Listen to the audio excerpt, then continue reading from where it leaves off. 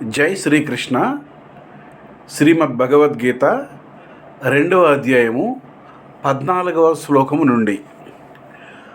మాత్రా స్పర్శాస్తు కౌంతేయ శీతోష్ణా సుఖ దుఃఖదాః ఆగమాపాయినో నిత్యాః తాం తితిక్షస్వ భారత. వీరమాతయగు కుంతీదేవి గర్భాన జన్మించిన అర్జున, బంధువియోగ దుఃఖాదులు నీ వంటి వానికి తగవు. పృథివీ, నీరు, నిప్పు, గాలి, ఆకాశములు అనేది పంచభూతముల యొక్క సూక్ష్మాంశములను మాత్రలు లేక తన్మాత్రలు అందరు. ఇట్లు తన్మాత్రలు ఇంద్రియములను స్పృశించుటయే మాత్రా స్పర్శలందరూ. వీటి గుణములకు వాసన, రుచి, రూపం, స్పర్శ, శబ్దములనడి 5 విషయముల యొక్క సూక్ష్మాంశాలను కూడా తన్మాత్రలనే అందరు. వాటిని గ్రహించు ఇంద్రియములు శరీరమునందుండును. వాసనను ముక్కు, రుచిని నాలుక, రూపమును కన్ను, స్పర్శను చర్మము, శబ్దమును చెవి గ్రహించును. ఇట్లు తన్మాత్రలు ఇంద్రియములను స్పృశించుటచే మాత్రా స్పర్శ అందురు. ఆయా విషయములు ఆయా ఇంద్రియముల దరిచేరినప్పుడు వాటి స్వభావమును బట్టి నిప్పు వేడిని, నీరు చల్లదనమును ఈ విధముగా ఇచ్చుచుండును. దానివల్ల సుఖమో దుఃఖమో కలుగుచుండును. ఇవి ఆయా వ్యక్తి యొక్క కర్మను బట్టి ఏర్పడ్డ శరీరమును బట్టి మారుచునే ఇండును తప్ప ఎప్పుడు అందరికీ ఒకే రీతిగా ఉండవు. శరీరం ఉన్నంత వరకు అవి సంభవించుచునే ఉండును. వాటిని సహించుచునే ఉన్నాము, కానీ వాటి నుండి పారిపోవటలేదు. శరీర ధర్మములను మానుటలేదు. నీ శరీర ధర్మము దుష్టులను శిక్షించుట, అందులకే ధర్మయుద్ధము చేయుట. ఓ భరత కుల తిలక, అట్టి యుద్ధం వల్ల కలిగే బంధుజనుల సంయోగ వియోగముల వల్ల నీకు కలిగిన సుఖదుఖములను కూడా తాత్కాలికమే అని భావించి సహించుట అలవర్చుకొమ్ము, దుఃఖించుకొమ్ము. యం హి నవ్యథయం త్యేతే పురుషం పురుషర్షభ సమదుఃఖ సుఖం ధీరం సోమృతత్వాయ కల్పతే. హే పురుషశ్రేష్ఠ, ప్రకృతి వల్ల నీకు కలిగే అనుకూలమైన లేక ప్రతికూలమైన అనుభవములు ఏవైనా త్రోసిపుచ్చరానివే. ఎండవానల వల్ల కలిగే శ్రమను సహించుట అలవాటే. అట్లే యుద్ధంలో బంధువధ వల్ల కలిగే సుఖమైన దుఃఖమైన తాత్కాలికమే అను ధైర్యంతో ఎదుర్కొని సమబుద్ధి కలవానిని మాత్రా స్పర్శలు ఏమీ చేయలేవు. అట్టి స్వర్ణోచిత కర్మను బాధలు ఎదురైన సమబుద్ధితో సహనబుద్ధితో చేయి మానవుడు మాత్రమే అమృతత్వమును పొందగలడు. అందులకే ఓరిమిని అలవర్చుకొనుము, అమృతత్వమును అందుకొనుము. నా సతో విద్యతే భావో నా భావో విద్యతే సతః ఉభయోరపి దృష్టోంతస్తు అనయోస్త్వత్వ దర్శిభిః. అర్జున, సత్ అనగా ఏకరూపముగా మార్పు చెందక ఉండు వస్తువు. అది ఆత్మ. అది కానిది అంటే మార్పు చెందుచు ఒకే రూపములో ఉండనిది అసత్. అది శరీరము. ఏమి చేసినా ప్రకృతితో కనుక దేహము నశించక ఉండదు. జ్ఞానైకారమగు ఆత్మ ఏమి చేసినా నశించదు.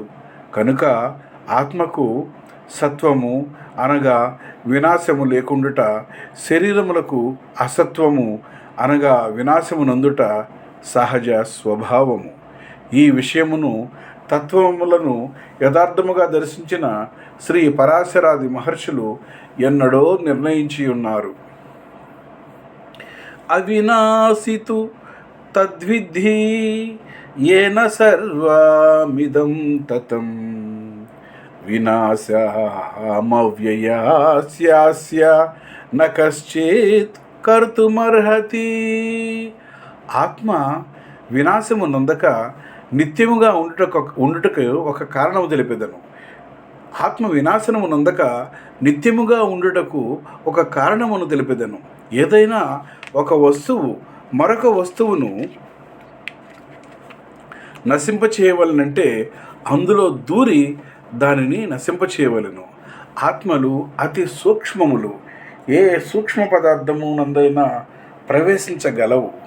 కానీ ఆత్మ యందు ప్రవేశించగల సూక్ష్మ పదార్థం ఏదీ లేనే లేదు.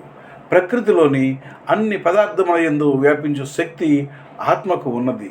కనుక ప్రకృతి వల్ల తయారగు శరీరములన్నీ నశించేవి, తాను నశించనిది. అన్ని పదార్థములు కూడా ఆత్మ ప్రవేశించు అవకాశము కలవే కానీ తనలో ఏది ప్రవేశించే అవకాశమును ఆత్మ కలిగి లేదు. కాన అది నశించదగనిది. కనుకనే ఏ విషశస్త్రాదులను ఆత్మను ఏమీ చేయలేవు. అంతవంత ఇమే దేహా నిత్యస్యోక్తా శరీరిణః అనాసినో ప్రమేయస్య తస్మాత్ యుధ్యస్వ భారత.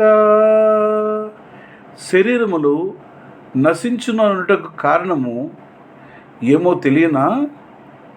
దేహమనగా పెరుగునది, శరీరమనగా తరుగునది. శరీరములు నశించుననుటకు కారణమేమో తెలియనా? దేహమనగా పెరుగునది, శరీరమనగా తరుగునది. ఈ శరీరములు ఇవి అని చూపదగి ఉన్నవి. అంటే కొన్ని వస్తువులు సంఘాతం అన్నమాట.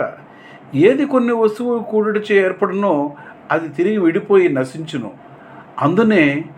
అందుచే శరీరములు కూడా నశించుట తప్పదు. అట్లే ఏది పెరుగునో అంటే దేహము పెరుగునో అది కొన్ని అవయవములతో కూడి ఉండుట నిశ్చయము. దేహములన్నీ సవయవములే కనుక అవి నశించుట తప్పనిసరి. దేహము వలె జీవునకు ఉత్పత్తి పెరుగుటలు లేవు కనుక జీవుడు నిత్యుడు. అతనికి కర్మానుభవమునకై శరీరముతో సంబంధం ఏర్పడినది. అందులో అతడు ఉండును కనుక అతడు శరీరి. శరీరం వల్లే కొన్ని అవయవములతో కూడుకున్నవాడు కాక ఏకావయవి కనుక జీవుడు నశించు ప్రశ్నే లేదు. అతడు అనాసి. పైగా శరీరములన్నీ కర్మఫలానుభవము కనుక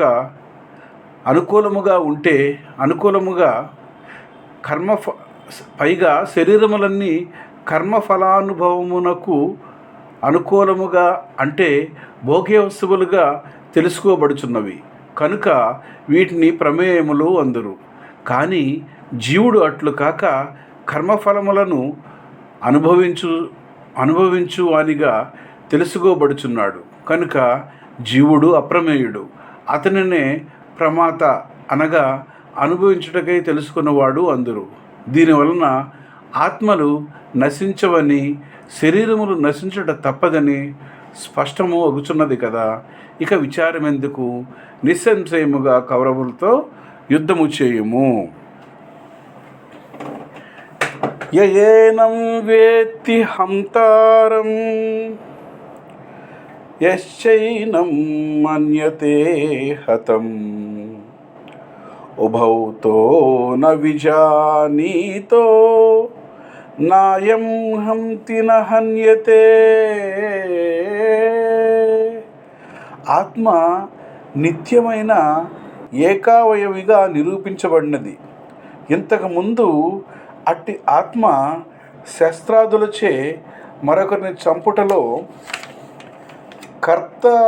కర్తగునని ఎవరైనా భావించినచో అది అవివేకము.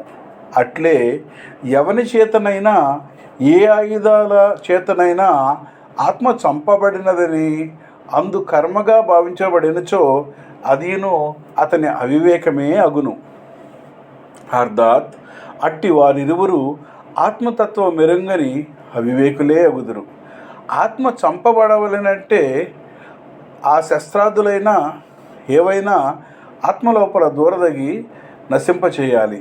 ఆత్మయే అన్నిటికంటే సూక్ష్మమైనది ఒకటిచే ఆ శస్త్రాదులందు దూరలేవు. కనుక ఆత్మ నాశకమగు వస్తువు కాదు. అర్థాత్ ఆత్మ చంపబడదు, చనిపోదు కూడా. నజాయతే మ్రియతే వా కదాచిత్ నాయం భూత్వా భవితా వా న భూయః అజో నిత్యశాశ్వతోయం పురాణో న హన్యతే హన్యమానే శరీరే. శరీరానికి ఉండే పరిణామ ధర్మములు ఆత్మలకు లేవని నేను సిద్ధాంతము చేయనవసరం లేదు. ఇది కట మొదలగు ఉపనిషత్తుల్లో ప్రసిద్ధము. ఈ ఆత్మలకు జన్మ లేదు అనగా పెరుగుట, ముసలితనం ముందుట మొదలగు పరిణామములేవి ఆత్మలకు లేవు. శరీరములన్నీ అవి దేవ, మనుష్య, పశు, స్థావరములలో ఏ శరీరమైనా పరిణామము చెందుట అనివార్యము. దేవకోటికి చెందిన బ్రహ్మ రుద్రాదుల శరీరములైతే కల్పాది యందు పుట్టి కల్పాంతరం వరకు ఉంటాయి. మిగిలిన వారిలో మధ్యలో పుట్టి నశిస్తూ ఉంటాయి. కానీ ఆయా శరీరాలన్నిటిలో ఉండు ఆత్మలు మాత్రము కల్పాదికి ముందు, కల్పాంతరము తర్వాత కూడా ఉంటాయి. ఎట్లు ఉండగలుగును అనగా ఆత్మకు జన్మ, జర, మృత్యువులు లేవు గనుక అజుడు అని పేరు. అందువలనే నిత్యుడు అనగా భూత, భవిష్యత్, వర్తమాన కాలములన్నిటిలోనూ కూడా ఉండువాడు. కనుకనే శాశ్వతుడు అనగా పరిణామ శూన్యుడు. అతనిని గురించి తెలిసినను అనుభవించినను నూతనముగానే ఉండును. కర్మానుభవమునకై లభించిన శరీరములు పొందింపబడినను వీనిలో ఉండు జీవులు హింసించబడవు. ఆత్మలు చంపబడినవి కావు. వేదా వినాశినం నిత్యం యయేనామజమవ్యయం కథం స పురుషః పార్థ కం ఘాతయతి హంతికం. ధీమంతులకు పృథువంశమున జన్మించిన అర్జున, వివేకము కోల్పోకుము. ఆత్మలు నశించవని, త్రైకాలిక బాధ్యములని, జన్మాదులు లేవని అగుటచే స్థిరరూపము కలవని ఎరింగిన వాడెవ్వడును ఆత్మలను ఏ శస్త్రము చేతను చంపించే ప్రయత్నము చేయడు. స్వయముగాను యుద్ధాలలో ఆ యుద్ధములలో చంపు ప్రయత్నము చేయడు. కనుక బుద్ధిమంతుడు చేయు యుద్ధాది క్రియల్లో అతడు చంపించినది కానీ, చంపునది కానీ పాపదుష్టమైన శరీరములనే అని గుర్తు ఉంచుకొనుము. ఆత్మ యొక్క యథార్థ స్థితి నీకు తెలియక భ్రమపడి భీష్మ, ద్రోణాదుల ఆత్మలనే చంపుచున్నానని శోకము చెందుచూ ఉన్నావు. అది విడువుము. వాసాంసి జీర్ణాని యథా విహాయ నవాని గృహ్ణాతి నరోపరాణి తథా శరీరాణి విహాయ జీర్ణాని అన్యాని సంయాతి నవాని దేహి. తెలివైన మానవుడు ధరించగా శిథిలమైన వస్త్రములను వదిలివేయును. వాడుటకు వీలగు కొత్త వస్త్రములను తిరిగి ధరించును. పాత వస్త్రమును విడిచుటలో కానీ, నూతన వస్త్రమును గైకొనుటలో కానీ చింతించడు, సంతోషమునే పొందును. అట్లే కర్మానుభవమునకై లభించిన శరీరము ఆ భోగము పూర్తి కాగానే దాని వయసుతో నిమిత్తం లేకుండగా శిథిలమైనదిగా పరిగణించబడును. మరో కర్మానుభవమున శరీరము పనికిరాదన్న మాట వానిని వదిలి నూతన కర్మానుభవమునకు అనువగు మరొక నూతన దేహమును పొందును. ఇది ధర్మయుద్ధము. ఇందు మరణించిన వారందరికీ రమణీయ దేహములే లభించడం నిశ్చయము. కనుక ఇకపై దేహమే లభింపక ప్రళయములో ఆత్మ మ్రగ్గిపోవలసి ఉండునేమో అని. కానీ ఒకవేళ లభించినా ఇప్పటి శరీరాల కంటే చెట్టు, పక్షి ఇత్యాది నీచ శరీరములు లభించనేమో అనే బెంగ కానీ నీకు అవసరం లేదు. ఆనందించవలసిన యుద్ధ విషయంలో శోకించుచున్నావు నువ్వు. నైనం చిందంతి శస్త్రాణి నైనం దహతి పావకః నచైనం క్లేదయంత్యాపో నశోషయతి మారుతః. నశింపజేయు వస్తువు నశించు వస్తువులో దూరి తన ప్రభావమును చూపాలనేది నియమము. ఆత్మలు అన్నింటికంటే సూక్ష్మమైన ఒకటిచే వాటిలో ఏ వస్తువు దూరి తమ ప్రభావము ఆత్మపై చూపలేవు. కావున ఖడ్గాది ఆయుధములు ఆత్మను కూడా ఛేదింపజాలవు. అగ్ని ఆత్మను దహింపజాలదు. ఆత్మను నీరు కూడా తడుపజాలదు. వాయువు శోషింపజాయను లేదు. ఆయా వస్తువులకు ఆత్మపై తమ ప్రభావం చూపు శక్తి లేదన్నమాట. అచ్చేద్యోయామదాహ్యోయం అక్లేద్యో శోష్యేవ చ నిత్యః సర్వగతః స్థాణుః ఆచలోయం సనాతనః. ఏ వస్తువు చేతను ప్రభావితమగు స్వరూపము ఆత్మకు లేదు. ఆత్మ ఖండించబడుట, కాల్చబడుట, తడవబడుట, ఎండింపబడుట మొదలగు వాటికి తగినదిగా కాదు.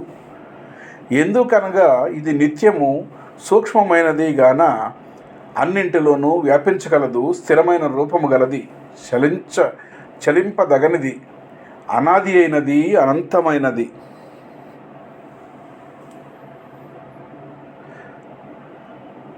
అవ్యక్తోయ మంచిత్యోయం అవికార్యోయముచ్యతే తస్మాత్యేవం విధిత్వైనం నానుశోచితుమర్హసి.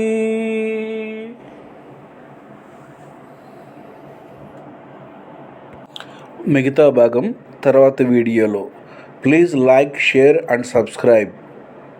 ధర్మాన్ని గౌరవించండి, ధర్మాన్ని వ్యాప్తి చేయండి, ధర్మాన్ని పరిపాలించండి. ధర్మో రక్షతి రక్షితః. జై శ్రీకృష్ణ. 10 మందికి షేర్ చేయండి.